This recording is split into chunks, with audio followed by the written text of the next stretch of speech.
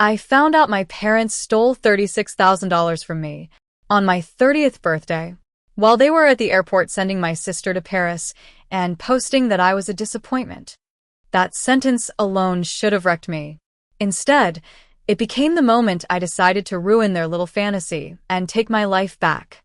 Before I tell you how I turned from the invisible daughter into the one who held all the power, do me a favor. If you've ever been the overlooked kid, the scapegoat, the one who never got picked, hit that like button and subscribe.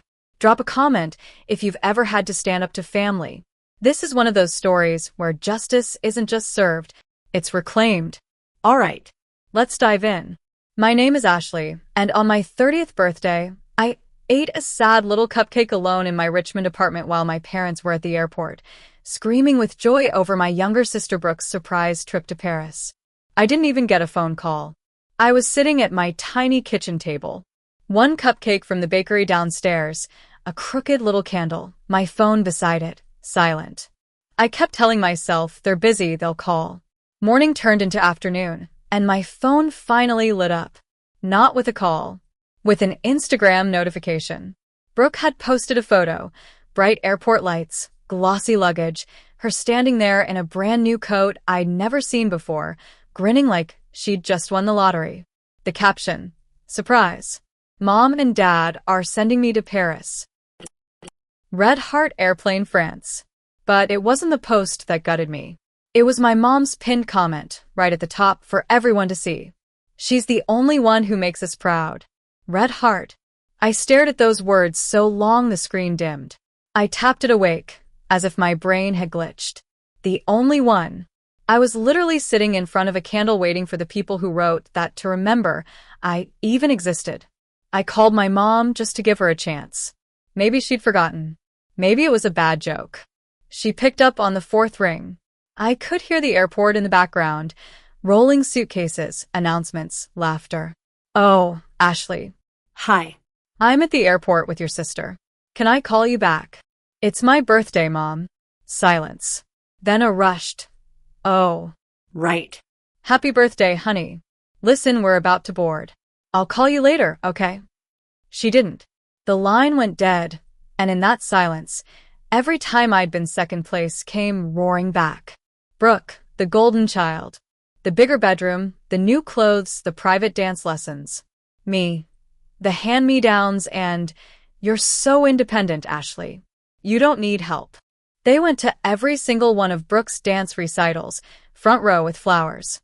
When one of my photographs got into a small gallery show. Oh, that's this weekend? We're so busy with Brooke's competition. Maybe next time. Spoiler, there was never a next time. I stared at my cupcake until it blurred, then I did something I hadn't done in a long time. I opened my laptop and logged into the joint bank account I'd been contributing to for 6 years. Yeah. Joint account. With my parents. It started when my dad had a health scare. Surgery, hospital bills, terrible insurance. They were drowning. I'd just landed my first big pharmaceutical sales job and wanted to help, so I set up an automatic transfer, $500 a month, straight into that account. It'll give us a safety net, my dad had said. Only for emergencies, my mom had promised. 6 years. $500 a month. I'd never really stopped to do the math. But that day, on my birthday, I did. 6 years times 12 months times $500. $36,000. My stomach flipped. I clicked through the transaction history, expecting to see doctors' offices, pharmacies, maybe a chunk going toward debt. There were some of those. At first. Then the charges. Changed. $4,000 to a travel agency. $1,500 at a boutique. Weekend getaways. Restaurant bills. And then a $10,000 transfer to Brooke's personal account. The memo line? Gift. I sat back in my chair, my pulse pounding in my ears. My parents had been using my emergency money to spoil my sister while I was eating ramen and saying no to trips with coworkers because things were tight this month. They were literally sending her to Paris off my back while I blew out a candle on a cupcake alone. I could actually feel the heat behind my eyes, that pressure you get right before you either cry or punch something. My fingers were shaking on the trackpad. $36,000. No thank you. No acknowledgement. Just we're fine. The anger wasn't loud. It was quiet. Cold. I looked at that number, took a deep breath, and said out loud, to my empty kitchen, No. more. I clicked transfer. I didn't empty it all at once. I wasn't trying to get flagged for fraud. I work in sales, I know how banks freak out. Instead, I moved it in chunks over 3 days. Back into an account with only my name on it. Every time I hit confirm, I felt a little less like the family ATM and a little more like a person. The guilt came at night. It always does. I'd lie in bed, staring at the ceiling. They're your parents. They had a health scare. Maybe they needed that Paris trip. Maybe Brooke really is the only one who makes them proud. Maybe you're just bitter. Then I'd see that comment in my head again. She's the only one who makes us proud. And the guilt slid right off me. 2 weeks later, my dad called. Ashley, we need to talk. There's been some kind of error. I could already feel it in my bones. What kind of error? The joint account. Money's missing. Over $30,000. Missing? I said, like I didn't already know the answer. Yes. The bank said it was transferred. Do you know anything about that? I do, I said. I withdrew it. The silence on the other end felt heavy. You what? It was my money, Dad. I put it in there. I took it back. That money was for emergencies. We were counting on it. Emergencies, I repeated. Like a surprise trip to Paris? $10,000 gifted to Brooke? Boutique shopping? Another long pause. That's different, he finally said. Brooke needed a break. She's been working so hard. And your mother, and I wanted to do something special for her. And what about me? The words clawed their way out of my throat. I've been putting money into that account for 6 years. You never once said thank you. You never once asked if I could afford it. You just took it and funneled it to Brooke. That's not fair, he said, but his voice sounded weak. No, Dad. What's not fair is waking up on my 30th birthday, eating a cupcake alone, and finding out I've been paying for the only child you're proud of. I hung up on him before he could respond. My hands were shaking, but under that tremor was something else, adrenaline. Power. The fallout came quickly. My mom called next, voice shrill enough to pierce glass. How could you do this to us, Ashley? We trusted you. You trusted me. To pay for your lifestyle. We didn't lie. We just didn't think you'd make such a big deal out of it. We thought you understood we needed that money. That was $36,000 of my life, I said. Of my time. Of dinners I didn't go to, and vacations I skipped. And you used it to turn Brooke into a princess. Your father and I are very disappointed in you. I laughed. It came out sharp and ugly. Of course you are. I finally stopped playing the role of backup daughter. She hung up on me this time. I didn't cry. The pain was there, a hollow ache right in my chest, but the tears just didn't come. I was too burnt out, too done. If I was going to be the villain in their story, I decided I might as well at least build a better life while they talked about me. So I took that money and enrolled in a 6-month medical billing program I'd always wanted to do, but could never afford. $8,000 up front. Old me would have panicked. New me saw it as investment. I still worked my pharmaceutical job by day, then went to classes at night. Coffee shop weekends. Flashcards. Late nights. And, for once, everything I did was for me. I made friends there. Patricia, a single mom in her 40s retraining after a layoff, told me one afternoon, while we highlighted codes together, "You're doing the right thing. Investing in yourself? That's the smartest revenge there is." At work, my coworker Vanessa started to notice I was different, less eager to please, less jumpy when my phone buzzed. "You did the right thing," she told me over lattes when I finally admitted the whole story. They were using you. I keep telling myself that, I said. But there's still this voice that says, they're your parents. You're supposed to help. She shook her head. You can love people and still refuse to let them walk all over you. Her words lodged themselves somewhere deep inside me. My parents didn't take the hint. A month later, my mom emailed me a long lecture disguised as concern. "We've been talking about your recent behavior. You owe us an explanation. Taking that money was extremely selfish, especially when you knew we had plans. Brooke has been crying every day. We expect you to return the money immediately and apologize. I stared at the words extremely selfish and actually laughed. I typed back, I don't owe you anything. I gave you $36,000 in good faith for medical bills and essentials. You chose to spend it on luxury trips and gifts for Brooke while treating me like I didn't exist. I'm done being your bank account. Don't contact me again unless you're ready to talk honestly about the last 30 years. Send. I braced for the guilt to come. It didn't. Just a weird, quiet relief. Brooke reached out too. She called from Paris, breathless and glowing. Ash, you won't believe this city. It's incredible. Mom and Dad are being so generous. I know you helped them, so thank you. You're the best big sister ever. I almost told her right then. Almost screamed, Paris is on my dime. Instead I said, don't worry about it. Then hung up and threw my phone on the couch. Brooke wasn't evil. She was just oblivious.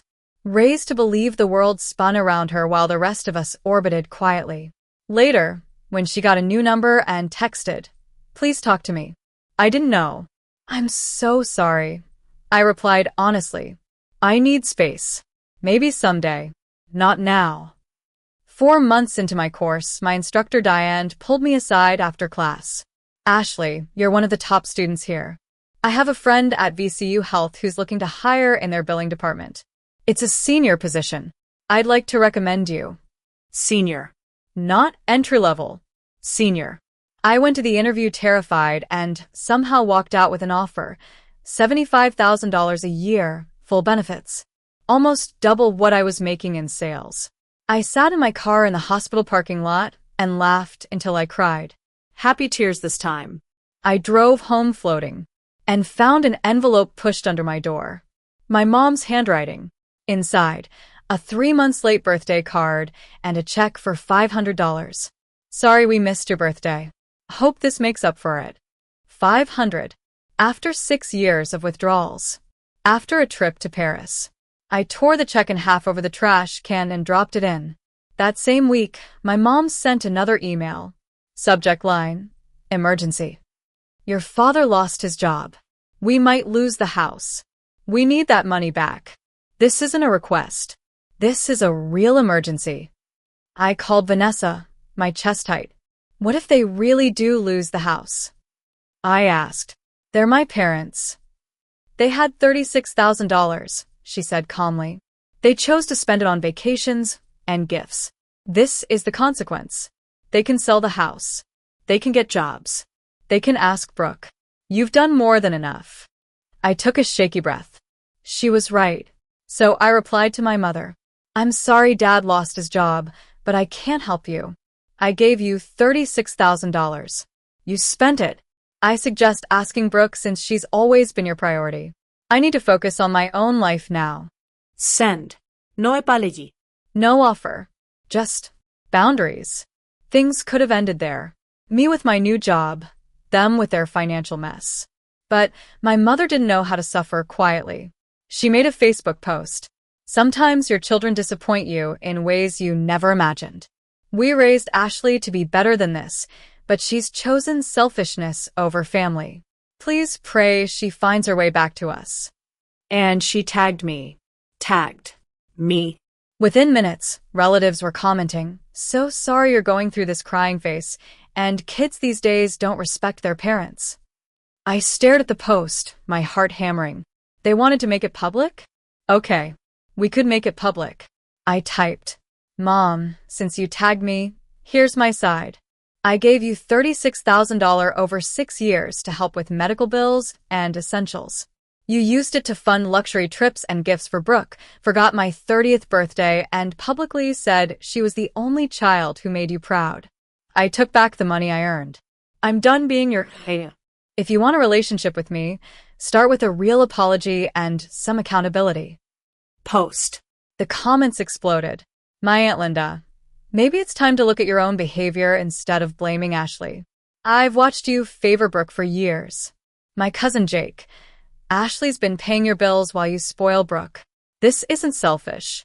This is her finally setting boundaries. My mom commented, furious. This is a private family matter. How dare you air this online? You made it public when you tagged me, I replied. I'm just telling the truth. Then I logged off, blocked my parents on social media, and went to bed. When I woke up, the post had blown up. Over 200 comments. Half the family had picked sides. But for the first time in my life, people knew what had really been going on behind the perfect family act. It was messy, it was loud, and it was satisfying. My dad eventually called. He asked to meet, face to face, like adults. I agreed, with conditions. I chose the restaurant, and Brooke had to be there. Friday night, we sat at a quiet table in the back. Brooke beside me, my parents across from us. They looked smaller, Stressed. tired. My dad cleared his throat. We owe you an apology. My mom nodded stiffly. We haven't always treated you fairly. That's a start, I said. Go on. We worried about Brooke more, she continued. She struggled. You were always so independent. We thought you didn't need us. So you just stopped being parents to me? We didn't stop, she insisted. We just prioritized differently. You forgot my birthday, I said. You wrote online that Brooke was the only one you were proud of. You used my money to fund her lifestyle. That's not prioritizing. That's favoritism. My dad leaned forward. We're trying to fix this. We want our family back. You want your safety net back, I said. Let's not pretend this isn't about money. That's not fair, my mom snapped. Okay, I said quietly. Tell me one thing you're proud of me for. One achievement you celebrated. Just one. She opened her mouth. Closed it. Nothing. The silence said more than any apology ever could. That's what I thought. Brooke spoke up, voice shaking. Ashley's right.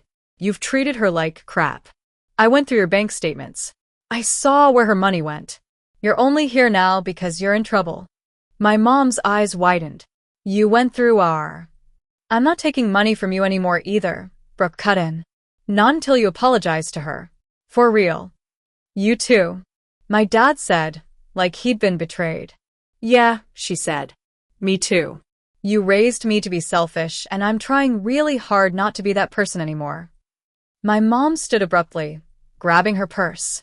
I've said what I'm going to say. If that's not enough for you, Ashley, then I guess we're done. Then we're done, I said. And I meant it. They left. No hug. No, we'll talk later. Just the backs of their heads, walking away. I took a deep breath. My hands were steady. Brooke squeezed my fingers under the table. You okay? For the first time in a long time, I said, yeah, I think I am. Life moved on. At the hospital, I thrived. I loved the job, seeing the chaos of billing turn into something organized because of me. Within a few months, my boss promoted me to assistant director. My salary went up again. My responsibilities grew. People actually listened when I spoke. Brooke went back to school, got a tiny apartment, and started seeing a therapist. We had awkward, honest lunches where she admitted, I was conditioned to believe I was better than you. I'm trying to unlearn that. I believed her. Not because she said the right words, but because she showed up. Consistently. My dad found a new job. It paid less, but he stuck with it. When he called, he didn't ask for money. He just asked how I was. And one night, months after that disastrous dinner, he said, I'm really sorry, Ashley. No excuses. We were wrong. I was wrong. That one sentence, simple, clear, no manipulation, made me cry harder than any of the screaming ever had. My mom took longer. Pride's a hell of a drug. Eventually, she sent a short email. I'm not good at apologies, but I want you to know I see what we did. I see how we hurt you. I hope maybe one day we can talk. I didn't forgive her on the spot, but I saved the email. It was more than I'd ever gotten from her before. In the meantime, I built something they'd never given me. A family that actually chose me. Vanessa, Patricia, Aunt Linda, my coworkers. Brooke, rebuilding our relationship from scratch. On my 31st birthday, a year after that lonely cupcake, I stood in my own townhouse, the one I'd bought myself, with a room full of people singing happy birthday to me. There was a cake this time, And laughter. and love that didn't come with strings attached. My parents weren't there. For once, that didn't feel like a loss. Just A fact. looking back, people sometimes ask if taking the money was my revenge. Honestly, it wasn't. It was survival. The real revenge wasn't draining that account. It was refusing to refill it. It was making sure they felt the hole I'd been patching for years. It was watching them learn, finally, how to live without an invisible daughter silently funding their life. But more than that, the real revenge was this. I stopped trying to earn love I should have had by default. I took that 36 grand, turned it into a career, a home, a chosen family, and a version of myself who finally believed I was enough all along. Sometimes the sweetest revenge isn't screaming or sabotaging. It's living so well that the people who underestimated you have to sit in the reality that you did it without them, and in spite of them. If you're still listening, and you've ever been the overlooked one, I want you to hear this. You don't owe anyone your peace just because they share your DNA. You are allowed to walk away. You are allowed to take back what's yours. And you are absolutely allowed to build a life that makes you proud, even if they never are. If this story hit home for you, don't forget to like the video, subscribe, and tell me in the comments, what's the moment you realized you were finally done being the backup in your own family? Because sometimes the real revenge is choosing yourself.